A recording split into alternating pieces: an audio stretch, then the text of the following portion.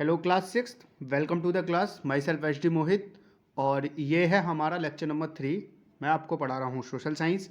Social science के political science में chapter 1 यानी कि जब वैसे सोशल साइंस की बुक में आपको मिलेगा चैप्टर नंबर 22 और पॉलिटिकल साइंस का चैप्टर 1 अंडरस्टैंडिंग डाइवर्सिटी, ये उसका लेक्चर नंबर 3 है। पहले लेक्चर में हमने इंट्रोडक्शन किया डाइवर्सिटी का, दूसरे लेक्चर में हमने डाइवर्सिटी के बारे में पढ़ा और डाइवर्सिटी इन फैमिली स्ट्रक्चर के बारे में और जॉइंट फैमिली के क्या क्या मेरिट्स होते हैं यानी कि क्या क्या एडवांटेजेस होते हैं उनके बारे में पढ़ा। आज हम लेक्चर 3 में पढ़ेंगे जॉइंट फैमिली के डिमेरिट्स के बारे में, यानी कि जॉइंट फैमिली के क्या क्या डिसएडवांटेजेस होते हैं। तो चलिए शुरू करते हैं।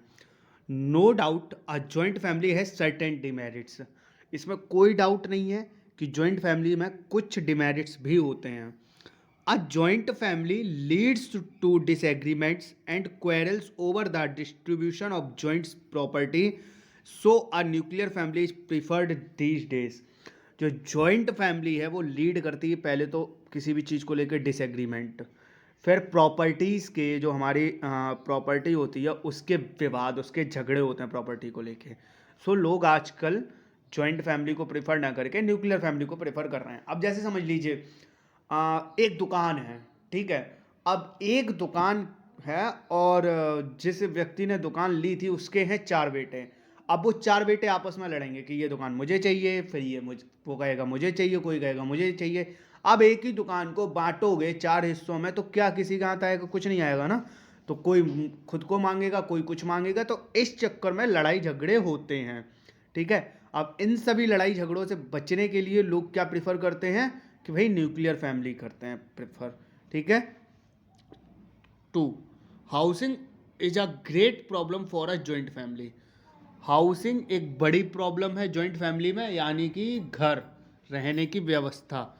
It is not so for nuclear और स्मॉल फैमिली। ये न्यूक्लियर और स्मॉल फैमिली के लिए नहीं है इतनी। अ nuclear family can adjust in a small house.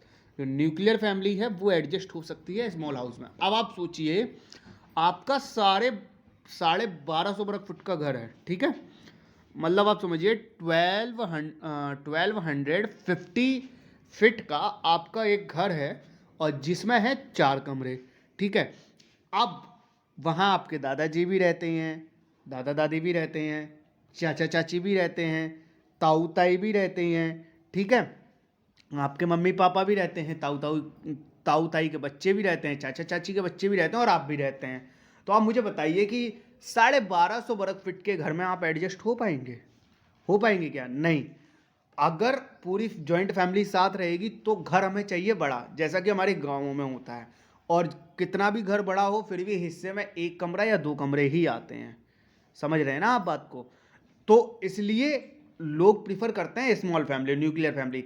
अगर आपका 1250 वर्ग फुट का घर है और घर में सब कुल 3 या 4 लोग हैं तो समझ लीजिए कि वो घर बहुत बड़ा हो गया। 4 लोग हैं, 4 कमरे, सबके एक एक कमरे हो जाते हैं, ठीक है। कोई टेंशन नहीं होती, वो घर बहुत बड़ा हो गया और वो उसमें आराम से एडजस्ट कर लेंगे। लेकिन अगर उसी घर में आपको कह दिया जाए कि 12 लोग एडजस्ट कर लीजिए, कर पाएंगे? नहीं कर पाएंगे ना। तो बस यही एक डिमेरिट ये भी होता है। In the joint family, a person cannot take an independent decision. His or initiative needs to be approved by the elder, but in a nuclear family it is not so. Joint family में क्या होता है कि person खुद के independent decision नहीं ले सकता, ठीक है। अगर उसने कोई फैसला किया, अगर वो कुछ करना चाहता है तो उसके लिए वो अपने बड़ों से परमिशन लेनी पड़ती है। और न्यूक्लियर फैमिली में ऐसा नहीं होता है। देखो जॉइंट फैमिली में क्या होता है, सीधा सा समझ लो, परमिशन के मामले में एक स्टेट बैंक होती है। इसका भुक्तभोगी मैं भी हूं, इसलिए मैं आपको बता रहा हूं। आपने कहा कि मुझे ये चीज चाहिए तो सबसे पहले दादाजी से पूछो, फिर ताऊ जी से पूछो, फिर ताई जी से पूछो, फिर चाचा जी से पूछो, फिर चाची से पूछो, फिर बुआ से पूछो, फूफा से पूछो, फिर मम्मी पापा से। जब सब हाँ कर देंगे तब आपको वो चीज़ मिलेगी। और सब लोग जब तक हाँ करते हैं तब तक सालों बीत जाते हैं, ठीक है ना। इसका भुक्तभोगी मैं भी हूँ। मैं कुछ और करना चाहता था, मैं कुछ और पढ़ना चाहता था, नहीं आप वो नहीं पढ़ेंगे, इसको मनाया उसको मनाया तो कोई लास्ट में पता चला माने ही नहीं और सबने अपने डिसीजन थोप दिए। तो ये एक सबसे बड़ी प्रॉब्लम होती है जॉइंट फैमिली में। न्यूक्लियर फैमिली में आपके मम्मी पापा हैं, आप उन्हें मना लीजिए, बस काम खत्म है।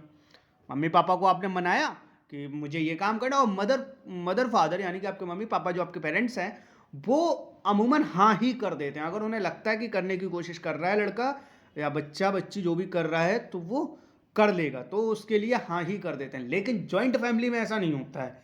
जॉइंट फैमिली में हाय फूफा जी क्या कहेंगे, मौसा जी को मनाओ, मामा को मनाओ, दुनिया भर को मनाना पड़ता है किसी भी चीज़ के लिए।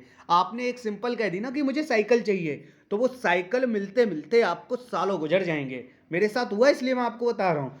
कम से कम 2 साल जॉइंट फैमिली में गुजर जाएंगे। पहले दादाजी से पूछो जाके, फिर दादी को मनाओ, फिर ताऊ जी तड़क पड़े, अरे नहीं साइकिल से पैर टूट जाएगा, ताऊ जी को जैसे तैसे समझाओगे। फिर चाचा जी बोले अरे अभी साइकिल लेने की क्या जरूरत है, अभी तो छोटा है, फिर चाचा चाची को मनाओ, ठीक है। उसके बाद फिर पापा बोले अरे अब पैसे नहीं है, फिर पापा को मनाओ, पैसों का इंतजाम करो। तब तक आपके सालों बीत जाते हैं, तब तक आराम से आपका साल 6 महीने आराम से चले जाते हैं। फिर आपको साइकिल कब मिलेगी, साल 6 महीने के बाद, ठीक है। और कहीं पापा और कहीं ताऊ ताई के बच्चे रूठ गए तो और ज़्यादा दिक्कत कि अरे मेरे लिए नहीं ली, उसके लिए कैसे ले सकते हैं आप, अरे मैंने ये नहीं किया तो उसके लिए कैसे कर सकते हैं आप। फिर एग्जाम्पल भी दिए जाते हैं, अरे देखो उनको तो ऐसे नहीं दिया हमने। तो ये भी एक बहुत बड़ी प्रॉब्लम होती है। तो आपको समझ में आया जॉइंट फैमिली के क्या क्या डिमेरिट्स हैं। पहला कि प्रॉपर्टीज़ को लेके विवाद बहुत होते हैं और चीज़ों पे विवाद बहुत होते हैं। हाउसिंग की दूसरा है कि हाउसिंग की बहुत प्रॉब्लम रहती है। और तीसरा है कि इंडिपेंडेंट डिसीजन आप नहीं ले सकते हैं। तो आपने डिमेरिट्स पढ़ लिए, उम्मीद है आपको समझ में आया होगा अच्छे से। तो आपने अपना टाइम दिया उसके लिए थैंक यू सो मच। आज हम यहीं तक फिनिश कर रहे हैं। Thank you.